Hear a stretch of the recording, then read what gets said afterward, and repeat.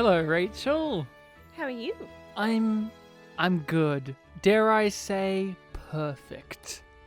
Oh, you're a saint. Oh, that's so nice of you. And you saying that, I appreciate that. I really do. And can I just give you a compliment Yeah. right now? I want to say right here and now on the pod that I respect your mastery of science. Thank you. I respect yours as well. We are the Yum Yum Podcast, obviously, because of the iconic line of dialogue, Yum Yum. It has gone to the point in which Yum Yum is not just a line of dialogue, but a mantra of our lives. When I feel down, in fact, when I feel afraid, I look in the mirror and I grab the basin right in front of me. I look in the mirror and I say Yum Yum 3 times to calm myself down. Yum Yum, Yum Yum, Yum Yum. And I feel better. You also say it when I share good news with you. I told you that one of my oldest friends and bridesmaids of mine at our wedding is getting married, and your response was Yum Yum. It's the only response one can give. It's the response that one can only give to good news or even bad news, such as... It fits every situation. Every situation. Good news, bad news. Here's the bad news. We're discussing an episode of Star Trek Discovery this week. What's the reply to that? Yum Yum. We are up to the 5th episode of Season 2 of Star Trek Discovery, which is... Oh, look, it's called Saints of Imperfection. Wow, it all came together like a puzzle. And it has a 6.5 average user rating. One of the lowest of Star Trek Discovery's ratings. True that. On IMDb. Mm-hmm. And the summary that IMDb offers up for this particular piece of yumminess is... Burnham and the crew navigate a dangerous alien landscape in a race against time to save Tilly's life, but Stamets is not at all prepared for what they find in the process. Section 31 is assigned to help track down Spock, much to Pike's dismay. He didn't seem that dismayed about the fact. He seemed more like, oh, I know who... He was a little irked, and he was annoyed by Leland being a scummy asshole. Well, he knew. It more was like, oh, Leland. If I didn't know you better, that would sound like a threat. To get serious now, let's talk about our history. This episode. You beat me to it. This is our history with the episode. This was the one we saw when it initially aired that we had a very out loud physical negative reaction to beforehand. And we were talking about it for days afterwards because days afterwards. Because we just kept on going, but then there's this thing, and then there's this thing, and then there's this thing that just doesn't add up. Every single decision in this episode was infuriating feels wrong to us for multiple reasons. Well, when we first saw it, it's just this massive tree of awfulness that digs down deep into the Star Trek lore. You could say it was a network, a mycelial network. Yeah, you could, but you wouldn't want to do that because you want me to stay in the studio and doing this recording instead of punching you out leaving what you happens if and just filing for divorce by mail and just heading straight to South Australia even though it's in lockdown, just sneaking through the border? What if just half of you left the studio and half of you stayed in? And we made that the plot of this episode, and it's really clever. But we have to split it on an angle because it wouldn't be aesthetic enough to split it down the middle exactly. No, that wouldn't be aesthetically pleasing enough. And then they have a weird kind of wave CG effect going over my middle half. That would be great. It's never exactly the same half of me at any given moment. No, and it's all in flux. And the listeners can decide which half it is. So we did not like this episode when we initially saw it. This was the one that we outright hated. We had groaned and moaned and made fun of and disparaged out loud before other episodes, but this was the one where it broke us a bit. It infuriated Yeah. us. Infuriated. I had a stool in front of me. I flipped the stool at one point when I saw it. Like, that hyperbolic I of was a worried reaction. you were gonna throw it at the TV. I wasn't going to do that. I'm not that bad of a no, person. No, but my reaction but was... like your instinct was to destroy, and I was just I like, felt- I didn't know how much you were managing to control yourself, so I was like, is that Control? still... the villain of the season? To calm everyone's nerves, I do have control, and it was a hyperbolic moment for sure. But the reason was, at the time, I felt that this episode was very, very pandering and very, very annoying. Mainly because of the fact that they brought a character back, Hugh. They brought Hugh back from the dead, and they treated you it... used the word character. Well, haha. Well, that's a part of it. That's a part of the reason. yeah, is but that's... they brought someone back from the dead, and they brought him back from the dead with this air of, oh, look what we did. We brought this important character back that you all love and care about. And I felt not only pandered to, but I felt insulted by the fact that the show was portraying it as if they were bringing back this character that they put so much attention and effort to when they never did, as we've discussed many times. So that's why I was angry at the time. I was angry at the fact that they killed him off in the first place, and then I was angry at the fact that then they retconned that. That's what the anger really stemmed from was the fact of they were undoing a decision that they made, and it made you even question further as to why they made that decision in the first place, because that decision... no one liked. No one liked that decision. So here they are undoing that decision, and it makes that initial choice feel like nothing but shock value. And as we've discussed, that's our opinion on that. Having to rewatch it, I really walked in with a sense of trepidation because I didn't want to get angry at the episode again. And nor did you. We both wanted to come in and see how this fared up because we have a whole section, the Hughdar section, in which we talk about Hugh as a character, and that generates because of this episode. And we go this back episode's to the reason it a lot. why this section of the show exists. We go back to it a lot. But we want this to be good. Yeah. We wish that we loved Star Trek Discovery.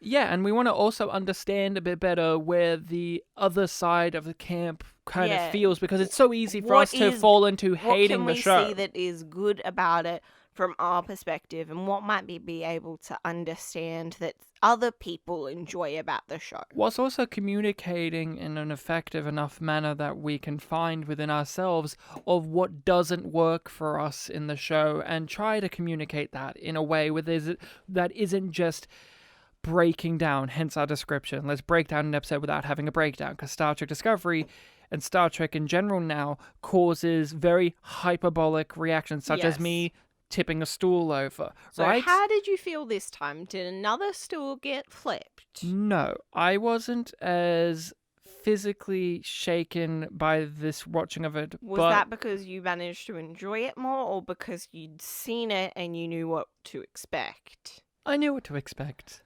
I hated this episode more this time round. I hated it. I hated it more. This is probably one of my least favorite episodes of Star Trek Discovery. Mm-hmm. I don't know if I could say it's my least favorite because the wolf inside really does piss me off. But this one, I think this it's one definitely really grinds. bottom 3 for me. But I didn't feel as much active anger towards it this time, because I was more passively watching it and letting it kind of wash over me. Yes. Whereas watching it the first time felt like somebody was trying to like rub my skin raw with sandpaper. Oh, it burns! It burns! Leave her! I knew where things were going, and I also let it wash over me as well when watching this episode, but my hatred of it has grown in more from hot to cold now. It's a pure cold anger because It's solid. It's worked its way through the wood, and it's made those coals of heat that stay hot for eternity. I went from, well, I'm like Tilly in the episode. I'm going to let this anger fester within me for the rest of eternity. I'm not going to resolve it. I'm not going to And resolve then- it but- because but- they but- didn't. But you immediately forgive the person who's kidnapped you and agree to help them. Oh, please don't. We don't have Okay. We don't have time for May right now. We have time for Hugh. This Hugh Da of the episode is coming in early because this is an important Hugh episode. The Hugh Da time. It's the Hugh Da time. Hugh Da, the section of the show in which we talk about Dr. Hugh Culber, a character that we both have had a real troublesome relationship with, primarily because Tough of time recognizing that what development has gone into Hugh that's in a detailed and nuanced manner, Yeah. other than him smiling and nodding and us being told things about him by other people. when we first watched this show, when it first started airing, Mm-hmm. I remember very vividly you and my sister and even my father Mm-hmm. were all telling me to just wait because I constantly was bringing up, Yeah. how come they're not letting the Doctor have any scenes? Or why aren't they letting Culber do anything? Or they've set him up as a partner for Paul, yet we don't actually really get to see them do anything romantic. Or we get one scene, like I kept bringing up Yeah. constantly, how come the Doctor of the show isn't allowed to be in the show? And it was always, hey, they're focusing on other things, but don't worry, he's the Doctor of the show. He'll come into it. They're He'll come all, in. of course The they're going show to get... is still coming into its own. They We wouldn't need introduce to give it a him. chance. They wouldn't introduce I him was without having an wrong. idea. I was And wrong. then they killed him. And then it was like, oh, I guess he really wasn't going to serve an importance. And there was kind of a sadness in that we've touched upon many times. We've talked about many times, the bury your gaze trope. But when we first saw it, that angered us. But there was also this level of, okay, I guess they weren't going to do anything with his character. They were just going to have him No. for that purpose. And as sad as that purpose is, Yeah. we all came to, We in went, some way, okay, that is it. That's what they've done. you become reserved. Like, okay, that's it. You resign to the fact. On, and like at that stage in the initial rewatch, In the being initial like- watching of it. So we were just like, okay, well, that's just what they've done. We're adjusting to the new normal of Hume not being there, and they're occasionally referencing back to it. And Yeah. Stamets is kind of saying that he's going to be moving on, but then the red signals happen and that and- hasn't been referred back to, but you still get the feeling that, like, you know, he's not keen to stay on Discovery. He's just Yep. doing what he has to. But we became, like many people when they initially had that first season, resigned to the fact of, okay, this is what Hugh existed for. They weren't going to make him an actual character. Okay. He was a part of Paul's character. That's what he was. He wasn't his own character. He was a part of Paul's character. He was a part of Paul's journey. He wasn't his own individual character, which was upsetting for many reasons we've discussed. But okay, we accepted it. You know, Hugh was in service of Paul Stamets' character. He was, basically who Paul loved. In season 2, we get to know who Hugh is as a person, what his ambitions are, what his concerns are, who does he want to be, what are the consequences of what happened to him. And then, in between the seasons, they made it very known. If you weren't even on social media, they made it very known. He's going to come back, guys. He's going to come back. Don't worry, we got not you. dumb. We got you. We're not We're dumb. not doing the dumb thing. And it's like, well, you did do the dumb thing. You're just not sticking to the dumb thing. You're making it, in some ways, dumber. Well, what it did for me was, oh, so they do have a plan for this character then, because they're going to bring him back. And then it becomes, well, one, how are they going to bring him back? But I always thought of this, and this was always the thing you never saw a lot of discussion of, and you can kind of see why we've made a whole section of the show that kind of discusses this, which is, why did they kill him in the first place then? Yeah, that was what I was about to ask. Like, why do it in the first place, and why do it in this way? And unlike you, I did not think that they had a plan. I just thought that they went, oh, the show that is meant to be known for being social justicey because it has a non-white, non-male lead and all of these other things going for it is like, oh shit, we can't bury your gays, so we're gonna hit the undo button, and then that doesn't count. And I'm like, it still counts. I do not recognize the fact that you haven't done that trope because you tried to undo it. You still killed a gay character and milked that situation. You killed them for the drama of it, and that's what that's what he served in the first season. I almost said that's what his character served, but that's what I mean. He did not have a character in the first season. He was there, but he served Paul's function, and he served for Paul's drama. And how did he serve for Paul's drama? By being his partner who died. Oh, And- but he also gave him the implants, remember? No, Because he was a but that doesn't. That we didn't see What? that. We didn't He was see a that. They just genius. said that. But we see that Paul suffers from Yeah. his death. Yes, And his death absolutely. is a we killed a gay character. Here it is in the show. Many people like how are they going to bring him back. It made me question, why did they kill him in the first place?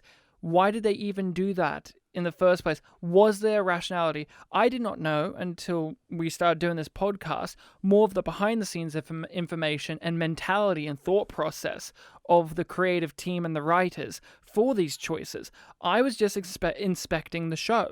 And that's what, in all fairness, you should kind of rely on that. You should be able to do that. You should be able to just watch the show and for the show to tell you what Pick you up need what the to show's know. thought process was by actually watching the show. I shouldn't have to. Yeah, that's just the way that we both are. Like, we don't want to have to watch extra material. I shouldn't have to have the follow writer. the creators on Twitter to understand and to appreciate the show. I shouldn't The have the show writers should tell work me. as its own thing. Yeah. The show is the media and the medium of the message. It's the story. Yes. I shouldn't have to watch interviews with the writers to tell me what their plan was. I should be able to deduce that from the story they told, because the plan, it's a plan, okay? Here's story plan. That stuff is the mechanics and the minutia of the behind the scenes.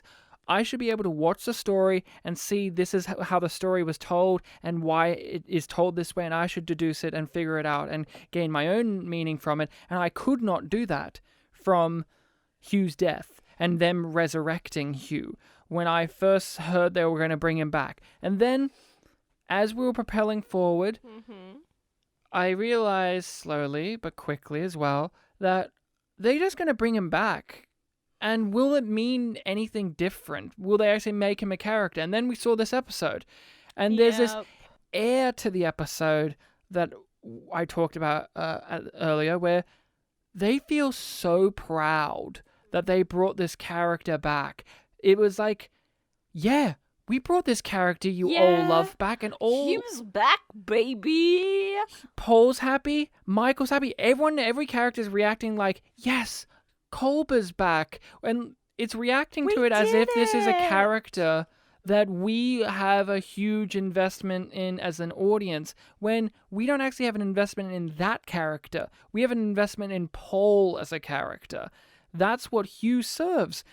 But the show doesn't treat it like that. They treat it as, yes, we got Hugh back. You know, there's been a lot of buildup, a lot of anticipation towards the return of Culber. We had been talking about the fact that he would be returning since he was killed, and so it was important to me that we delivered the kind of return that the fans would appreciate, and that really serviced these characters in an appropriate way that took them seriously. It just filled me with that. Yeah, it filled me with a great sense of dread rewatching it this time round, knowing where his character goes and knowing their rationality behind the scenes, which I'll touch on in a moment as well, with just this overwhelming nihilistic sense of none of this mattered. None of this had a goal in mind. There was no direct purpose in mind other than the short-term goal of the shock of his death. They didn't think of the long-term consequence of not just the story, but the outside world of how we, the viewer, would actually feel about that. They did not seem to think about the context of the show airing, because I think you brought up previously that they thought that people wouldn't get attached to Hugh until after he died. They miscalculated that because they did not think about how starved people are for representation. Especially in Star Trek. And Hugh ticks various representation boxes for lots of different people. Which is a great thing to do, but they didn't think about how that would impact people immediately latching on to the fact that this is he's Latino or Latinx and a gay character and a doctor.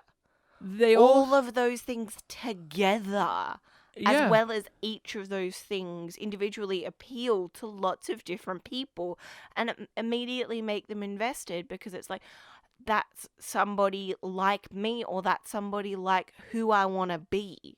They underestimated that.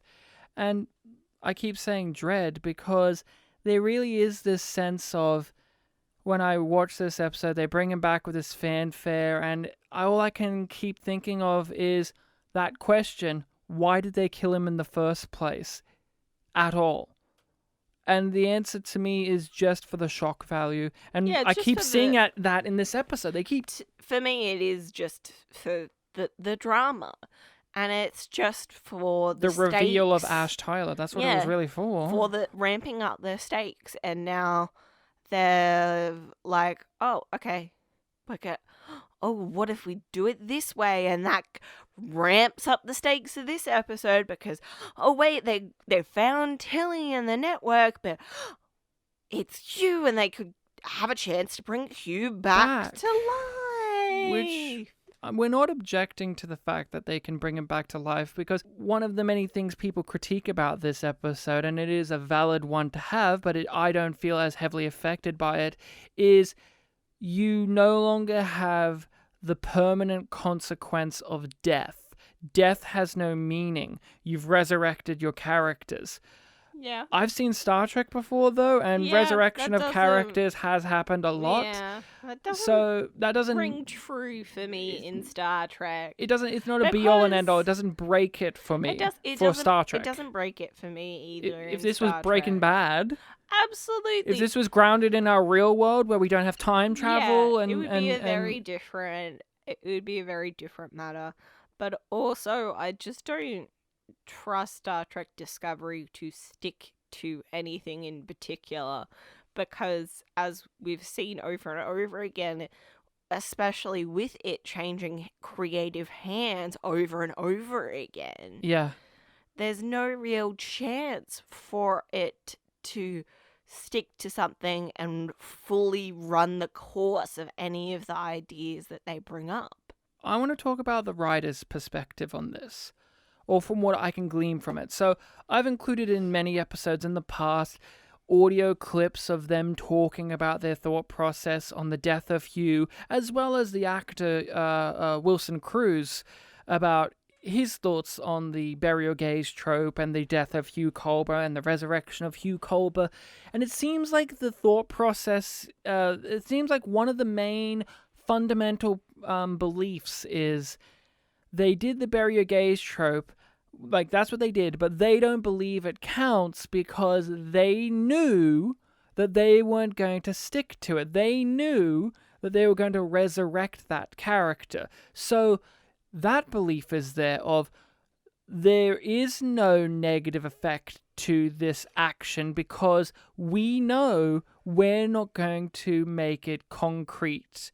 We know that this is going to be reversed. So in And their brain, that means the bury your gays trope does not exist, or if it does, it's not negative because they knew they were going to take it back. Wilson Cruz, the actor, has talked about that. That's why he was fine with it because he's a gay person of color actor who's obviously a valid seen this opinion trope for that actor to have.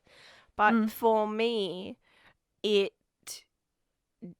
doesn't matter. They did it, and that action stands on its own. Yes. It doesn't matter that they take it back because they used that trope for its specific purpose, and it had its effect. Yes. And then they left it to milk it even more, and then they came back to it. For me, it's too much of a disconnect. You can't take back using that trope, putting that trope back You've opened into Pandora's box. media. Yeah. And for me, very simplistically, it's more like hitting you and saying, "Oh, I take that back." Like that, the sting is still there. That impact still hurt in the initial thing. Like you might say, "I take it back. I'm sorry," but you cannot undo the harm that it caused and the impact that it had. The image of his character getting his neck snapped will forever be a stain on the show. It will forever be there as one of those images of, remember in the 2010s when all the gay characters and gay people of color were just killed for no reason? It will be there. They think that they subverted they think they subverted it when all they did was reversed it. And I do not believe the reversal is subversion. I did have concerns, but they were, very quickly allayed because I was told very quickly that I would be returning. And I actually did return in the very next episode briefly. And while shooting that very next episode, they let me know that I was coming back again in the episode after that. And while shooting that episode, they were like, "You'll be back next season. We just don't know how." Right. So my personal concerns about the bury your gays trope for our show were nil because I knew what was happening. I completely understood the frustration of the audience because they didn't have that information and I couldn't give it to them. So I just listened and smiled. And then they gave us the permission to let people know. And so we could have a conversation about the fact that on television, for the last few seasons, we have seen a massacre of LGBTQ characters on TV, especially women and especially people of color. I can understand why these people think that, but I don't. And if you do as a listener, that's fine. We're not disagreeing, but this is why we have a problem with this story and this character and this thought process. And then the other one from the writers. And this one, I cannot rationalize in my brain. It is completely bizarre, cuckoo logic to me.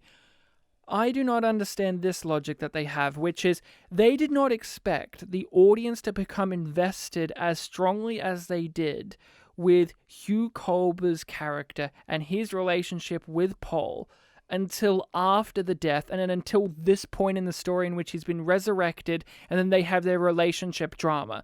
They thought that the audience was going to be on board, invested, and totally in tune with their relationship from this point on, not from the beginning. And they were taken aback by that. They had a line, one of the writers was like, "You guys kind of jumped in a little early."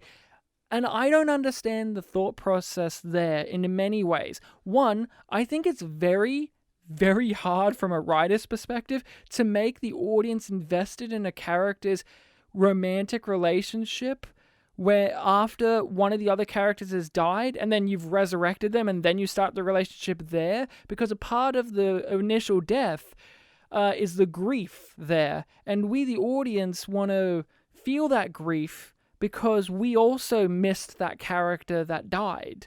But rarely do I ever hear people talk about that they missed Hugh as a character. The grief came from the fact that they killed him in the first place and wasted the character. That seemed to be the real And- big contention point of not just the Bury Gays, but, oh, I'm upset because you did nothing and you Yeah. threw him away like he was garbage. And or those people who are a fan of Stamets. Of Stamets, and they're Because- upset because he's upset. Yes. And that again goes into Hugh's not a character of his own, but a character of Paul. He's basically like an attachment of Paul. He is not his own individual.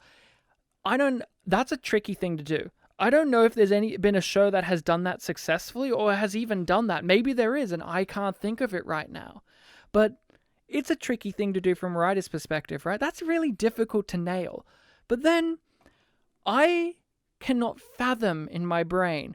One of the writers, he himself is a gay man, has stated like he didn't expect this attachment to come for this relationship, and I don't understand how a male gay writer did not expect, who's also a fan of Star Trek and has written for Star Trek, didn't expect this level of intense investment, enthusiasm, and joy of having Hugh and Paul be a relationship from the very beginning. Because Star Trek, one of its big stains is the fact that it isn't progressive in this area in particular when it comes to LGBTQ plus issues. It has always been very shy and very sheepish and has restricted itself on many occasions on committing to having gay characters. Here we have gay characters, and the writers, one of which I keep saying, I have to mention this, is gay, did not expect the audience to have that strong of a reaction.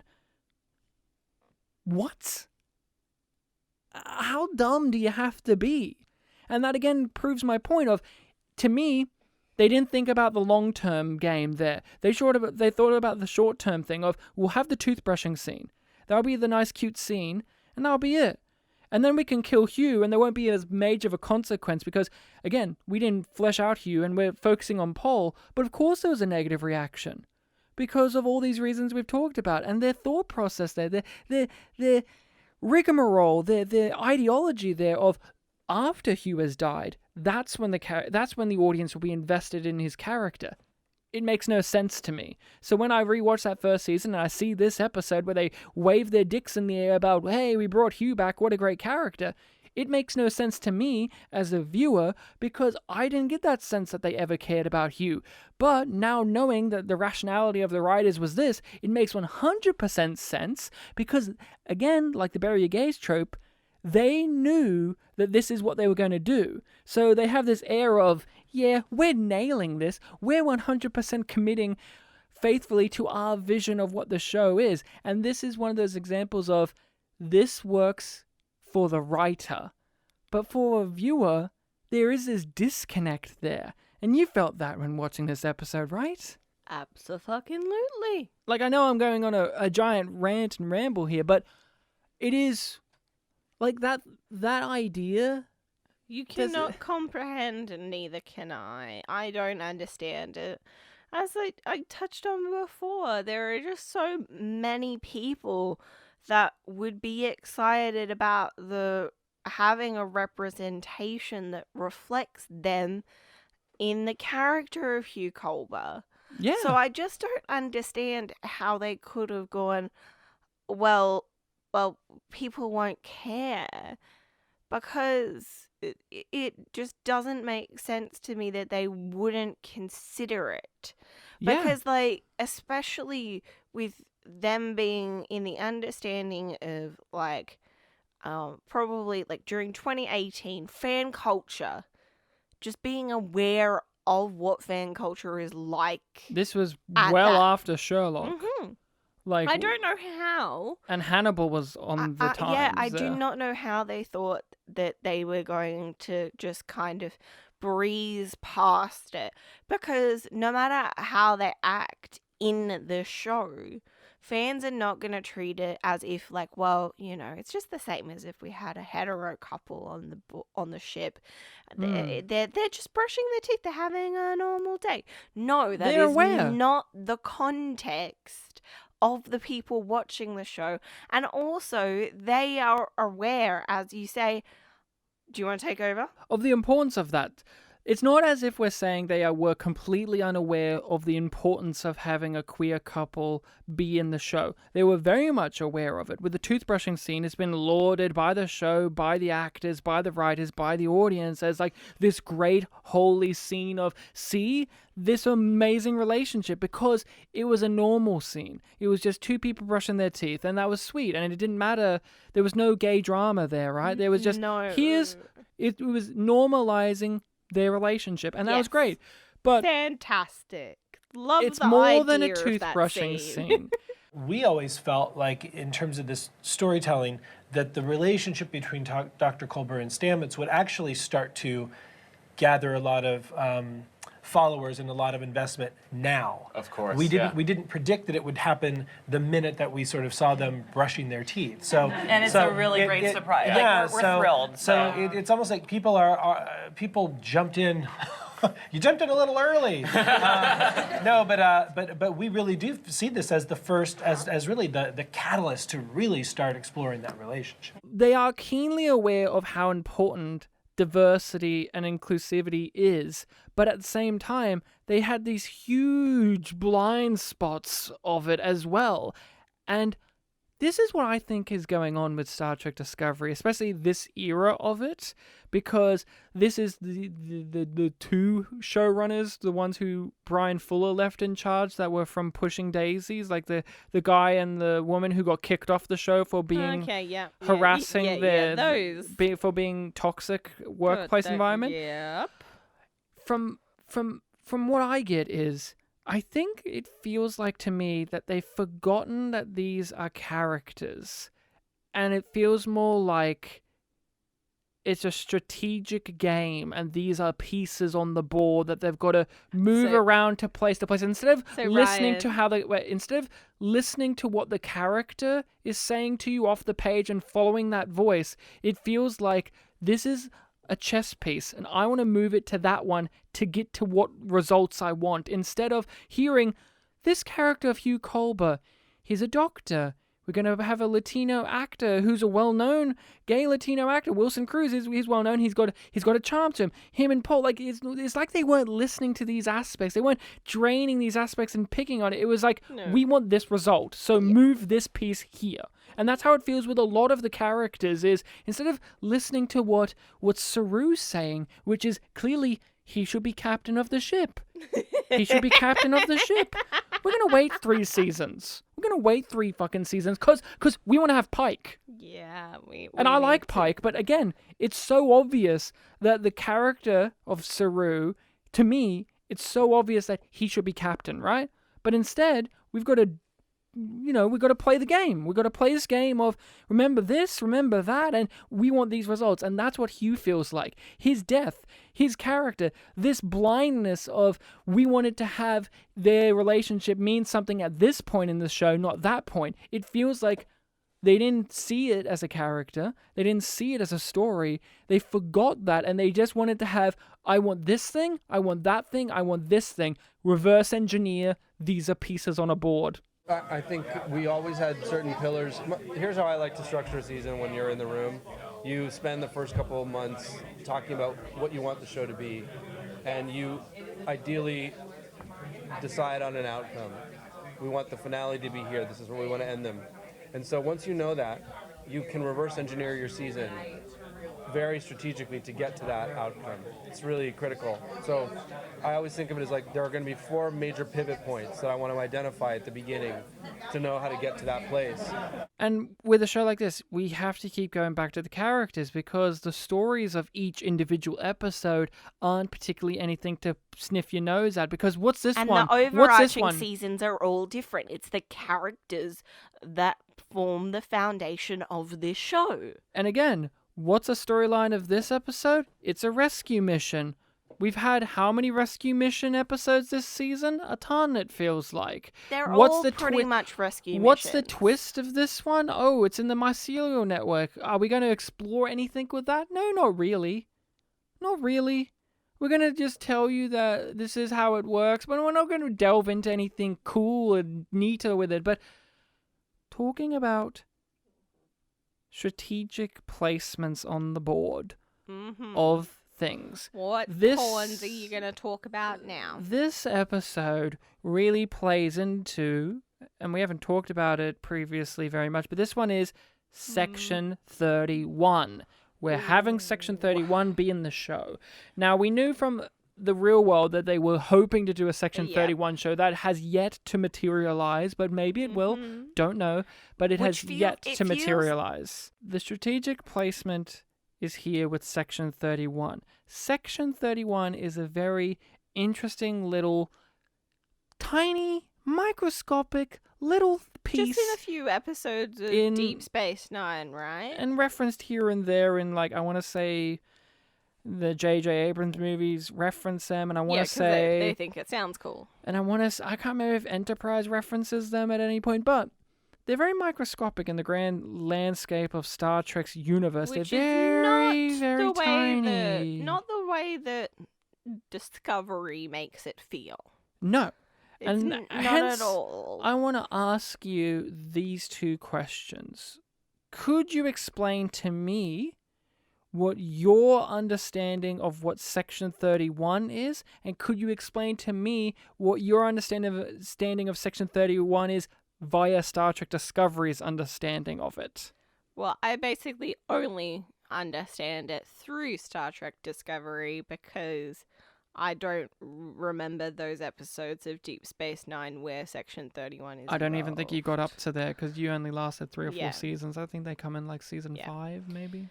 But like, there's always a chance that I've caught those random episodes and just forgotten because we've brought up. They're only like 3 or 4. Yeah, we've brought up lots that we would watch Star Trek on like free to air television.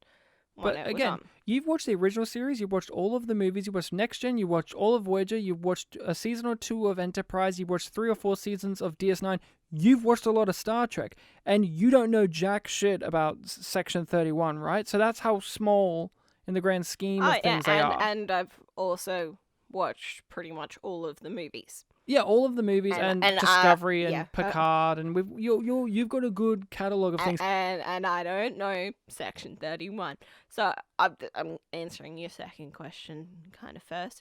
But from my understanding of what Star Trek Discovery offers up as the opportunity to explore Section 31. Essentially, they were formed as part of the Federation Charter because they're under Article 14. Yeah. And it's not an Nation building. amendment. It's something that they put in like their constitution. Which they have.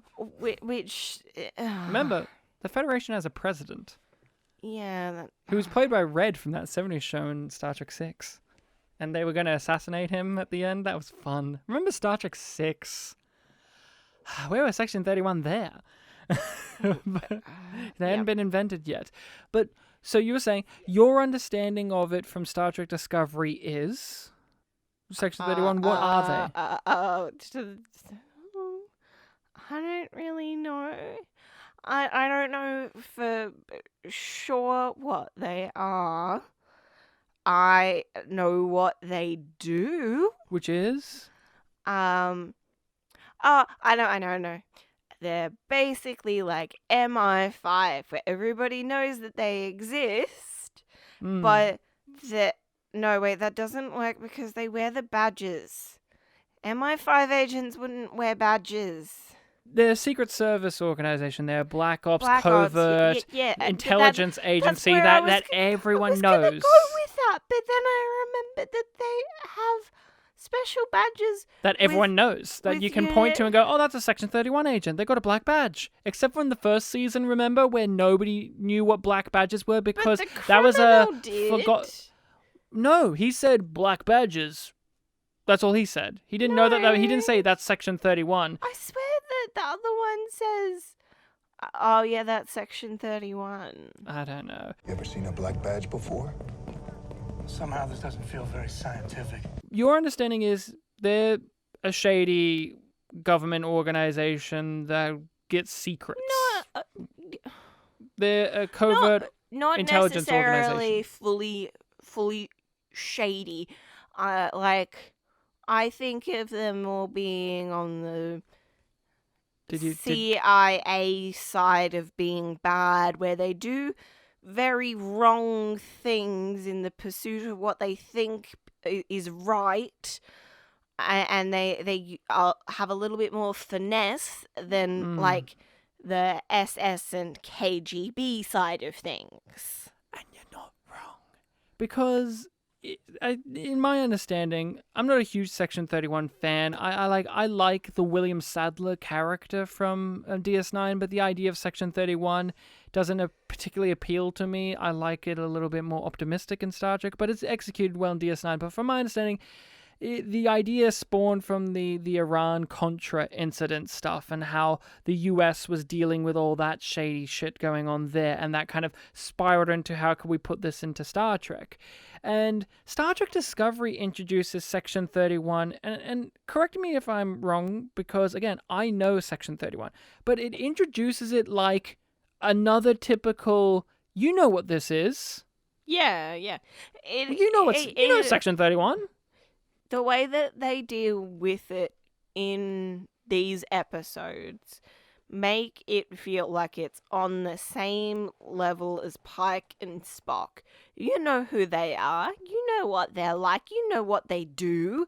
We don't need to explain this to you. We're going to anyway because we think you're really dumb, but we don't have to. Because you know, don't you? Big ass wink. Section 31... You know, they do the shady shit, they do the espionage, they're very secretive. In DS9, it's very much, people don't know who they are, they operate outside the rules. And in the grey areas, as they're very Pike much, puts it. very much in the darker areas. They do the dirty shit. They are very much a morally complex, if not outright evil kind of group, but they serve a function. They serve they serve a very dangerous but somewhat necessary function within the world of Star Trek. And again, they're only in a few episodes. Section 31 is all these things that we've just discussed. But most importantly is they are professional and they are secret.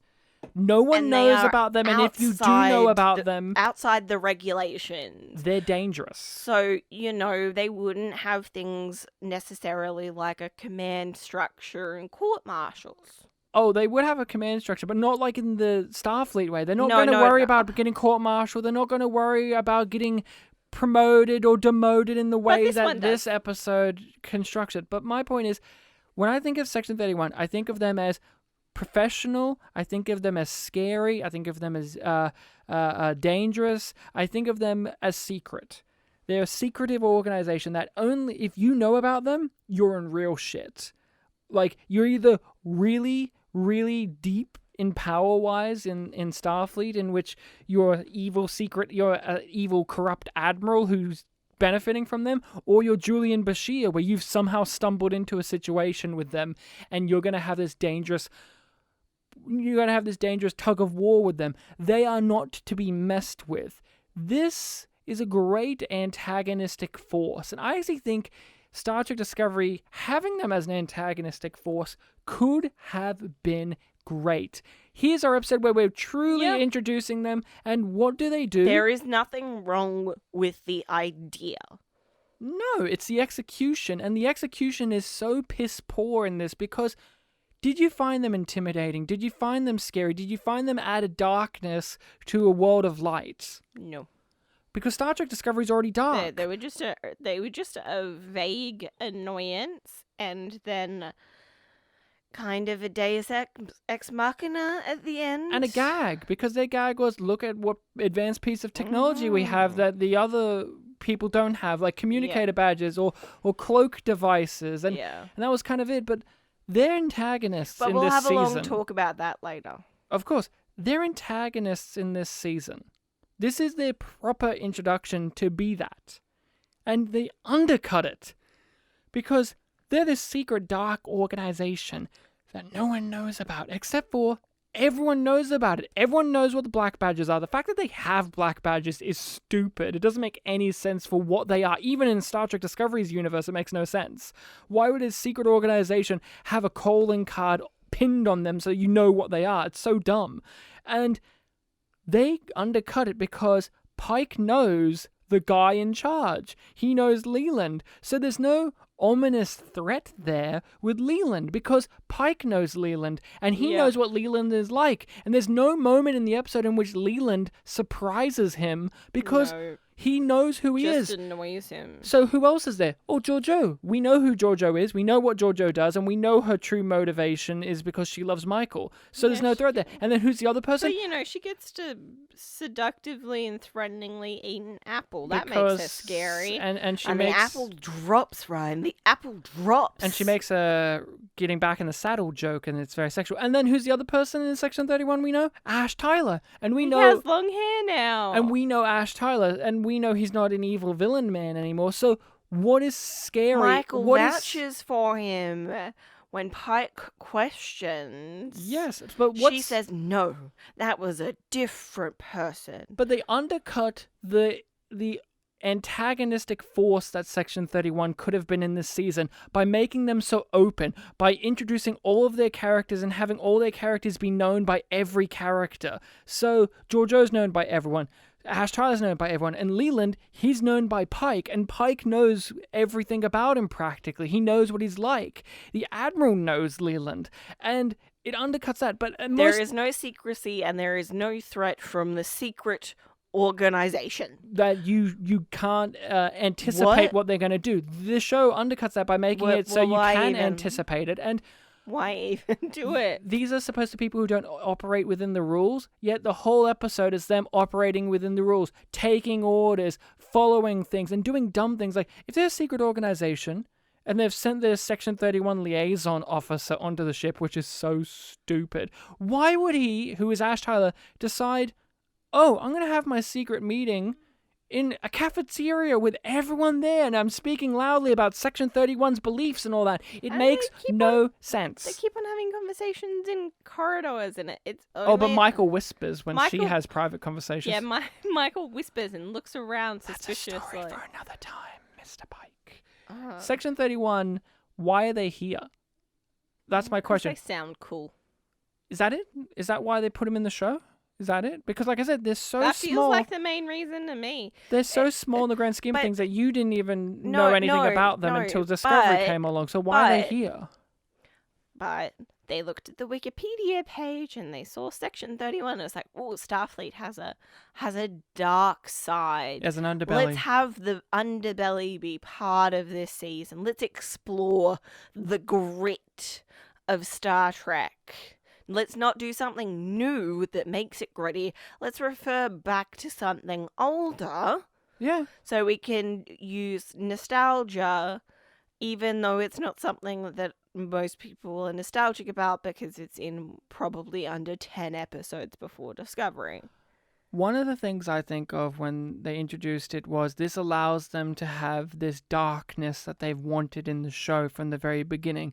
Because in the first season, they had this darkness, they had this gritty, everything's fucked up, this isn't your futuristic utopia Star Trek anymore because we had the Klingon War. That allowed that atmosphere. And what else? We had Captain Lorca, the morally ambiguous and then later turned out to be outright evil captain and in charge of the ship. So what happens? Season 1 wraps that up, both of those, so now there's no excuse anymore from a writer's perspective to have that dark grittiness in there. You can't have Pike be that. We need a new excuse. We need something to introduce this dark grittiness in there. Oh, Section 31 fits that mold perfectly. And when you think about it, also with what Season 1 showed you, it doesn't even add an intensity level even further, because in DS9, that's a dark, gritty show. You're seeing the darker side of Starfleet, and then there comes a point where these fuckers come along. Section 31, William Sadler's great performance as that character, and that's like, it sends a cold shiver down your spine because you thought it couldn't get any worse. And then you find out that these guys exist on the good guy side. Fuck me. How dark is it gonna get? What? In this show, Season 1, our heroic Starfleet people were totally down to commit global genocide.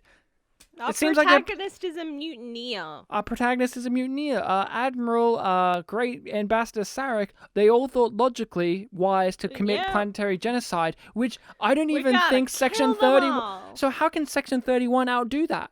Terms of atrocity are convenient after the fact. The Klingons are on the verge of wiping out the Federation. Yes, but ask yourself, why did you put this mission in the hands of a Terran, and why the secrecy? It's because you know it's not who we are. It very soon will be. I asked this earlier in the show. I think it was way back in season 1, like early on, Context is for Kings. They set up that Section 31 were working with Lorca. They had the black badges. They were Yes. operating in the science stuff. And then they didn't do anything with that. Like, they No. completely forgot about that. And here they are connecting it back. And it doesn't actually connect back because there's no, like, No, leap there's no in reference. logic. And Yeah, there's no reference. there's and no there's reference link. point. There's no connective tissue. My question is, Section 31 are all about co-opting technology, it seems like. Oh, this advanced technology to better things, right? At the end of this season, we find out that the reason the spore drive technology does not exist outside of Star Trek Discovery, even into season 3, where they're nearly 1,000 years in the future, was because it was classified. Yep. We have as concrete evidence in this episode that Section 31 knows about the spore drive technology, and season 1 showed you that they were physically there to see it being made. How in the fucking world did Section 31 stay within the rules of leaving it classified technology? You know what I'm saying? It's as if you had the CIA find out about how to make this big nuclear weapon bomb that's so easy to do, and then they were told, no, it's classified. Are you kidding me? You kidding me that Section 31 is just going to sit on their hands and let this impressive piece of technology just sit there? Are you kidding me? These are the little things I think about when they introduce these factors. If they introduce these factors, there needs to be long-term consequences to them, but they just go, oh, it's classified. Lorca, classified. Giorgio, classified. Classified means that everything is wiped clean, but it doesn't make sense when you even introduce into your own show this secret organization within Starfleet that doesn't operate by the rules, except for they do for some reason, but they actually don't. And yet they know about this impressive piece of technology, and they never once in this season story try to get it. When I thought they introduced Section 31, I thought that's what their story was going to be, was they were going to try to emulate and steal and use the spore drive technology to weaponize it. When I heard that they were going to have some monster is in the mycelial network, I thought it was going to be that Section 31, since they introduced them in this episode, were going to be somehow responsible for whatever was going wrong in the mycelial network because they know the technology exists. And it's logical that they would try to do something with it, but they never do. They never try, as villainous as they are. They never try to use this impressive piece of technology. They never try to steal it or replicate it or anything. They just don't even try. Why? It's so limitless what you could do with it. They even keep doing that in Star Trek Discovery. It's like it's limitless technology, and yet this organization that's all about having this advanced technology sees this advanced technology and just goes, that's just for Discovery to have. It makes no sense with their organization that they would leave one ship to have this level of technology. That's not what Section 31 would do. Yeah, and it's also Even in this show's version of Section 31, they wouldn't do that. Yeah. But do you want to know what Starfleet is? No, what Section 31? It's a promise. It's a promise. Starfleet is a promise. I give my life for you, you give your life for me. And nobody gets left behind. Ensign Sylvia Tilly is out there, and she has every right to expect us. We keep our promises. We have not really dived in and discussed the actual story and plot of this episode because nothing really interesting or new or out of the ordinary happens in it. You have all of the Star Trek Discovery aesthetic, the spinning camera, the strobing lights, the horrible blue filter, the CGI Wonderland aesthetic, the striking image of here's this weird thing like the ship flips around, characters yelling or crying all the time, and more importantly, bad jokes, cringeworthy humor Well, that littered appears throughout on the episode. on the Dungeons and Dragons list in several areas. Yes, they're the let's roll the die on what stupid thing Tilly's gonna say in this. Let's have a whole phaser 3. It's much more impressive than phases 1 and 2. It must be. Or let's have her scream. Like, that's it. That's how 2 modes is either There's the quirky or image. screaming. Well, I suppose her shrieking does fit into her being quirky, so I guess you're right. All the other stuff we've discussed is far more interesting to us than the actual episode itself. The actual episode is just really boring. It doesn't The go for it. implications are more interesting than the actual plot. Because the actual plot is just they save Tilly. Section And 31 is around. Yep. Ash Tyler, like it's a lot of introducing pieces on the board. We've got Giorgio over here. What's she going to get up to? We're still after Spock. What's that going to lead to? Section 31 is now joining the mission on trying to find Spock. Ooh, like it's The lead that we had on Spock has fizzled out again. Ash Tyler's now on the ship again. Paul is happy because Hugh's back to life, and Hugh's now freshly shaven, and he looks, and we can see his butt. Ooh la la. None of that is as interesting to talk about as these things that we have. But to get into it, we are stuck with an annoying story because of an annoying character, May. May's performance is what really kills it. She makes me pine and long for the days of Ethan Phillips playing Neelix. And not just him playing Neelix, but him playing petulant, toxic boyfriend, jealous Neelix. It makes me long for the days of that, because at least I understood that there was a point to him doing that. This, May's story and her implementation is just so aggravating, because it just makes me hate the Mycelial Network story even more. I've never had a raging hard-on for the whole spore drive, Mycelial Network, fungus thing, because I thought it was a neat idea, but it's where it's implemented in the timeline that makes me annoyed. The continuity is your main issue. My main issue, but the actual idea, I could see it working if it was just further down the road. But when you introduce this, where here's what the Mycelial Network stuff has to offer, and the representation of that is this character, May, I hate it.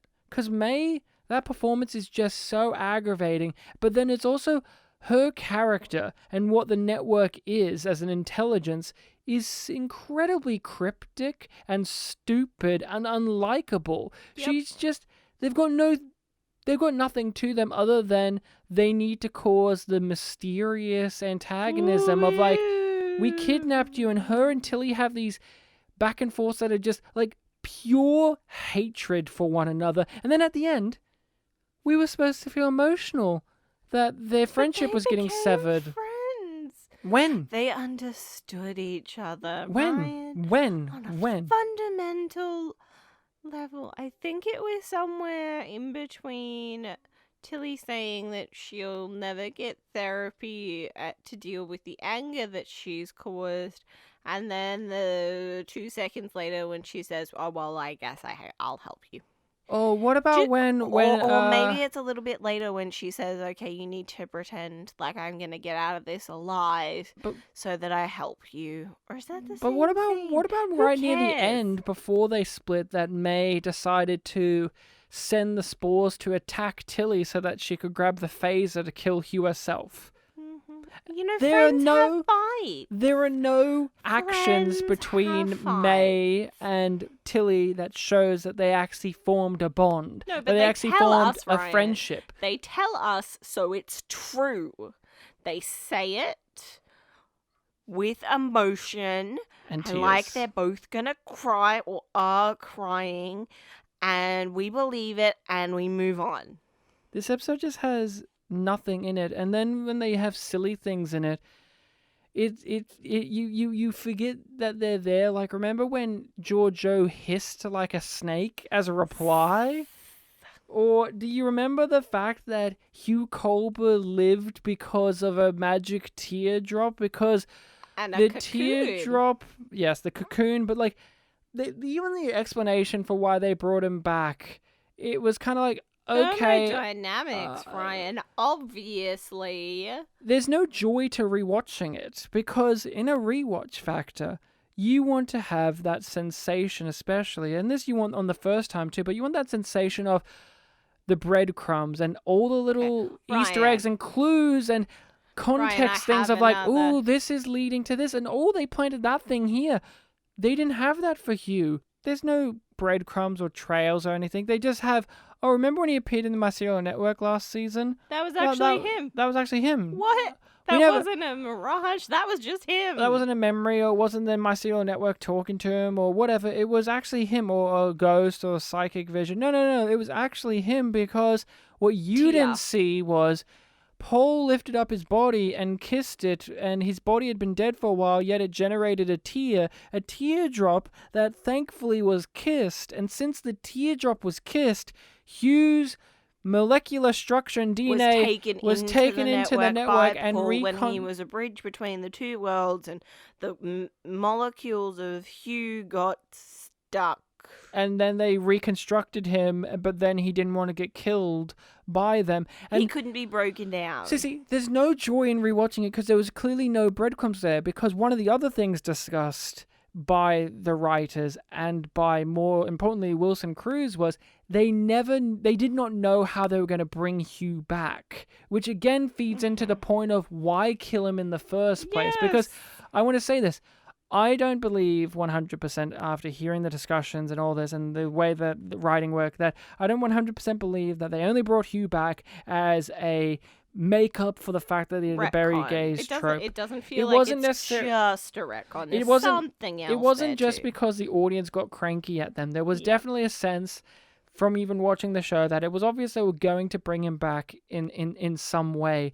But it was clear to me, and especially in this rewatch, they had no idea how they were going to do it. They didn't think about it. They just knew that they were going to kill him because of the shock value, and then we'll bring him back. How? Don't know. And it shows. It shows in the rewatch. It was clear that they didn't know how to bring him back, and then they just went, they just rebuild him in the network because the network can do anything. They let me know that I was coming back again in the episode after that. And while shooting that episode, they were like, you'll be back next season. We just don't know how. They have these lines that sound really meaningful, and they have words in them. Cool. But they mean nothing, and they're very vacuous and hollow. They're very much like fortune cookie level. Yes, that's exactly wisdom, it. and that's It funny feels- because Lorca. Yeah, I was about to say, like, maybe she saved some. Like, I know the Admiral shot the bowl of them, but I got a question for you. Yeah? I got a question for you. Yeah. So in the episode is introduced that Section 31 was on this secret spaceship, right? Yeah. That they had just waiting around. yeah. And this crisis happened, and they were like on the outskirts of wherever they were. They were within distance for a distress call on a personal communicator, which doesn't mean anything because it's advanced technology, so they could have been fucking anywhere. Okay. So they're out somewhere. Yeah. Section 31 is following them because they're after Spock. So Yes. they're off very far away to Spock. Mm-hmm. Section 31, they establish who's on that spaceship. Leland, Mm-hmm. Giorgio. And a bunch of other fuckheads. What was that? And a bunch of other fuckheads. Yeah. At the end of the episode, Yes. Michael's just returned from the place. They've just flipped the ship, and Pike's been told to come over to the Section 31 ship, and the Admiral's just there.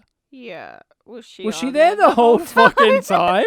Like, what was she? Like, where did she come from? Like, it wasn't communicated that she docked in and wanted to talk to No. them, or like, was she just?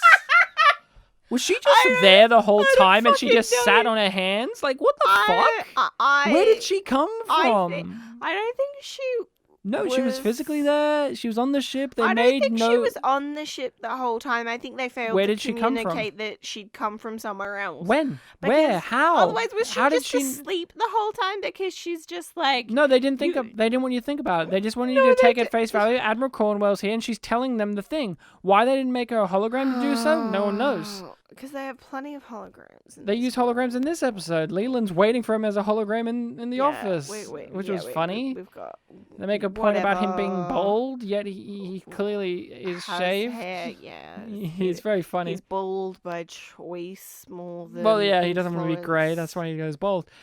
What would you give this episode? Yum. It's a yum.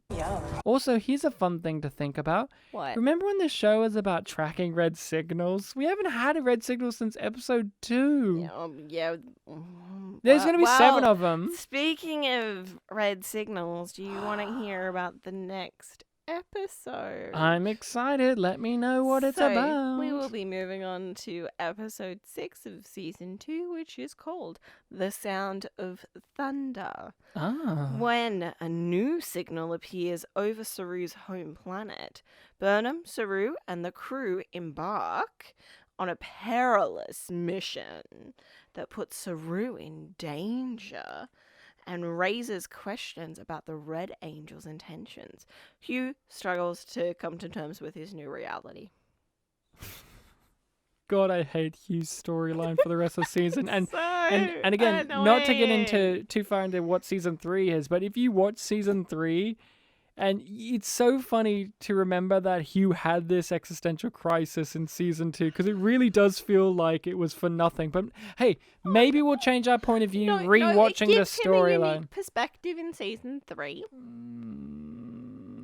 But again, we needed the fact of what we knew what his perspective was before that he had a shift of perspective to understand what his shift of perspective is, Rachel. Because now you're just nitpicking. now I'm nitpicking and biased. Bye-bye. Bye-bye. You can find us on the social medias of Facebook, Twitter, and Instagram, and Reddit, and all those bad boys. Look up YumYumPod.